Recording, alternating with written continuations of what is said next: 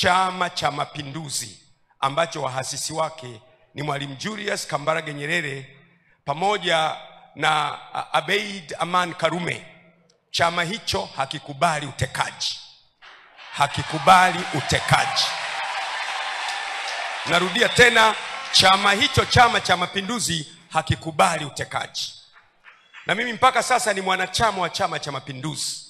Naungana na waasisi wetu Mwalimu Julius Kambarage Nyerere pamoja na Aman Abeid Karume na viongozi wengine wote wa Tanzania waliowahi kutawala nchi hii, akiwemo Ali Hassan Mwinyi ametangulia mbele za haki, akiwemo Benjamin Mkapa ametangulia mbele za haki, akiwemo Jakaya Mlisho Kikwete ambaye tuko naye leo, akiwemo John Pombe Magufuli na viongozi wengine wote. Hawa wote hawajaasisi chama cha kuteka watu, na CCM sisi si watekaji, na anayeteka watu anateka kwa nia yake yeye mwenyewe. Mmenisikia ndugu zangu? CCM haina sera ya utekaji. Mimi ni mjumbe wa halmashauri kuu ya Chama cha Mapinduzi Taifa. Utekaji, kupotea kwa watu, sio wazo la CCM, na CCM haipotezi watu. Tupige makombola mpaka anayeteka watu atokee hadharani. Si tupige makombola.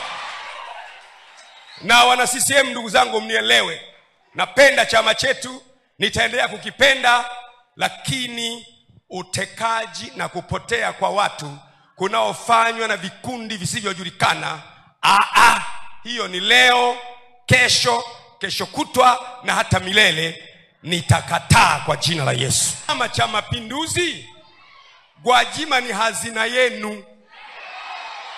Gwajima ni hazina yenu ya CCM.